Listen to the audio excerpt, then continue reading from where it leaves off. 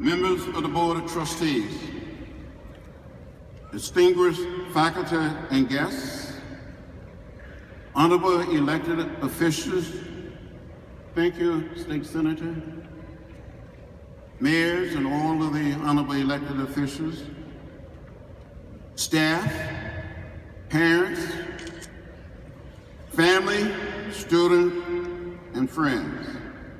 And to the class of 2019, I say to each and every one of you, congratulations.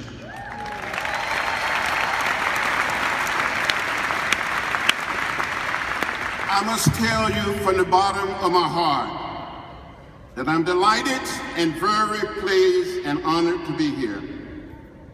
Today is your day. Enjoy it. Enjoy it, yes, enjoy it.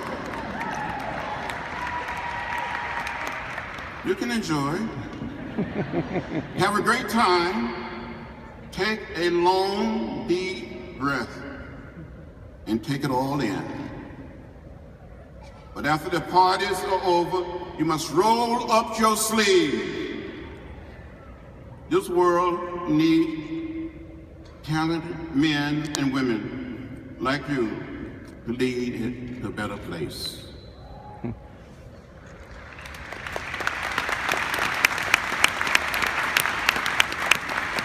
You must lead.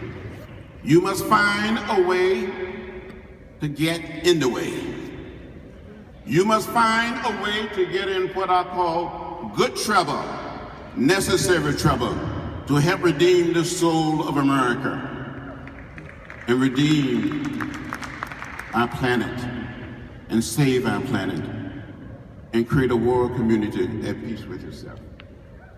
When I was growing up in rural Alabama, 50 miles from Montgomery, outside of a little place called Troy, and I would see those signs that said white men, white women, colored women. I would ask my mother, my father, my grandparents, my great-grandparents, why?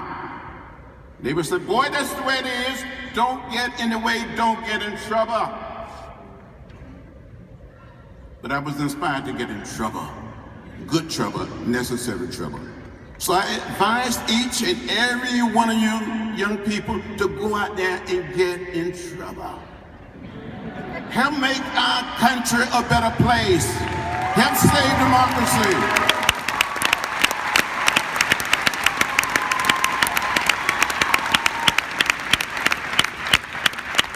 Help create the beloved community. You can do it. You must do it. These are dangerous times. These are the times that will try our soul. To use the phrase of a journalist, the American Revolution. Our country, this little piece of real estate that we call America, is plunging with disaster. And we will not prosper if we stay on this course.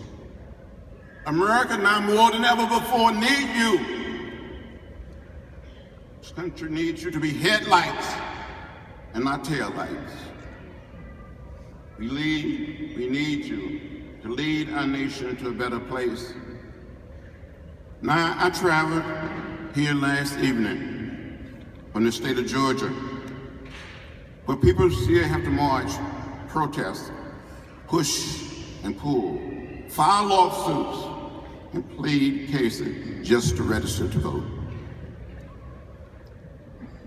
When I was growing up, my own mother, my own father, my grandparents and great-grandparents could not register to vote. Sometimes people were asked to count the number of bubbles in a bar of soap, the number of jelly beans in a jar. But they tried over and over again. We can do better, and we did better. And your generation, as smart and gifted students from this great university, you have to help people do that. You can do it. There are little children here in America little babies who have been separated from their parents, placed in cages. They're drugged when they cry out and left alone in cages. Their children don't know if they will ever get back home. And we don't know if they will ever recover from what this nation has done. That's not right. That's not fair. And that's not just. History would not be kind to us as a nation and as a people.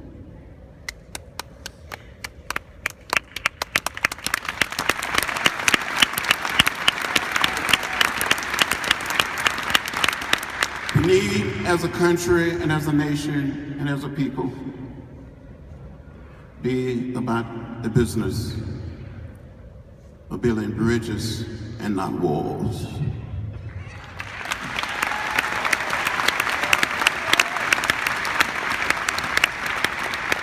We're one people, we're one family. We all live in the same house, not just the American house, but the world house. We must look out for each other and care for each other. The teaching of Gandhi, the teaching of Martin Luther King Jr. taught us the way of peace, the way of love, taught us the philosophy and the discipline of nonviolence. Is it possible for human beings in the 21st century to stand up and say to each other, I love you. You're my brother, you're my sister. That we're one people, we're one family. We not only live in the American house, but we live in the world house.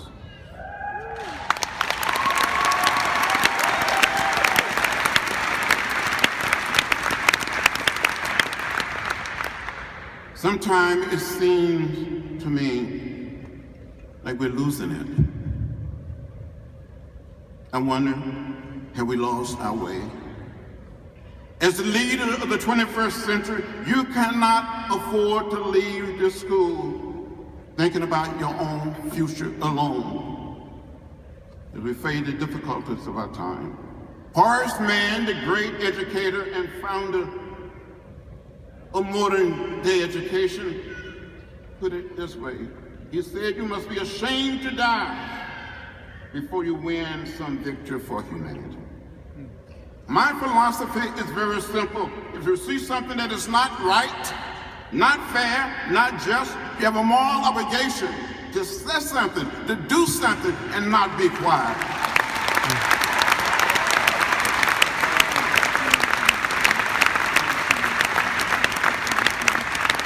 So I say to you with all my heart, you must be bold. You must be brave. Your generation must lead. You must pull this little planet back from the brink of destruction and protect millions of animals and plants in danger of dying. You must find a path to unity at this tempest of separation and division. You must restore our standing in the world community and build a nation that values the dignity and the worth of every human being. It is true that I came under the influence of the teaching of Gandhi, the teaching and philosophy of Martin Luther King Jr., and got in the way. Just think, a few short years ago, in the heart of the Deep South, black and white people couldn't sit down together at a lunch counter in a restaurant or in a theater, but we changed that.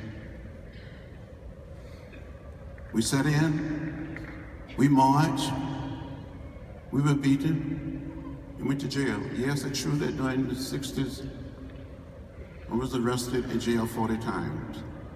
And since I've been in Congress another 5 times, and I'm probably going to get arrested again for something.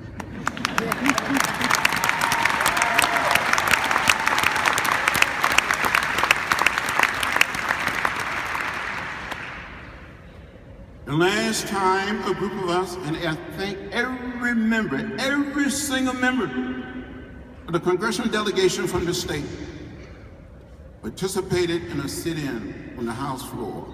Never in the history of the country, never that a group of members on the Democratic side came together, met in my little office, and said, what should we do about gun violence? And the members of Congress from this great state came together, and we had to sit in for 26 hours to try to do something about gun violence. Too many of our children, too many of our mothers and fathers, our sisters and brothers, too many people attending church, a school, synagogue, or mosque are losing their lives because of gun violence. We must stop the madness. Stop it.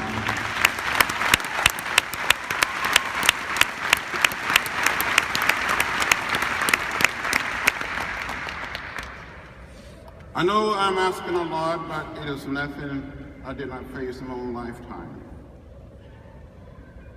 Just a few short years ago, my own mother and father, uncles and aunts, my grandparents, great-grandparents could not register to vote. We changed that in March of 1965. A group of black and white citizens on March 7, 1965, lined up in twos and started to slowly walk from Selma, Alabama to Montgomery, Alabama. We were beaten with tear gas. We were trampled by horses. I was one leader of that march. I was wearing a backpack before it became fashionable to wear a backpack. And in that backpack, I had one book, rather two books, one apple and one orange, toothpaste and toothbrush. I thought we were going to be arrested and that we were going to go to jail, so I wanted to have something to read. I wanted to have something to eat. We gathered across that bridge, crossing the Alabama River. A man walked up and spoke to us and said, "This is an unlawful march, you will not be allowed to continue. I give you 3 minutes to disperse and return to your homes or to your church." A young man leading the march with me said, "Major, give us a moment to kneel and pray." The major said, "Troopers, advance." I said, "Major, may I have a word?" He said, "There will be no word." They came toward us, left us bloody. I was hit in the head, had a concussion on the bridge. I thought I was going to die. I thought I saw death. Almost 60 years later, I don't recall I made it across that bridge, back to that little church that we left from. But apparently a group of young men took me back. And I remember standing up and saying, "I don't understand it, how President Johnson can send troops to Vietnam. And can I send troops to Selma, Alabama to protect people who only desires to register to vote?" Next thing I knew, I had been transported to the Good Samaritan Hospital in Selma, where a group of nuns took care of us. With 16 other people. Later, the good doctors around the country, not just in Alabama, suggested that I come to this great state. I came to Massachusetts General Hospital, where they took care of me. So I'm thankful to the people here and all across this state. I might not be here today. So I said to you as young people, go out there and be brave and bold and courageous and get in the way and just stand up and speak truth to power. You can do it. You're smart. You're brilliant. You can help make our country and make our little piece of real estate we call Earth better for all the humankind. Do it for generations yet unborn.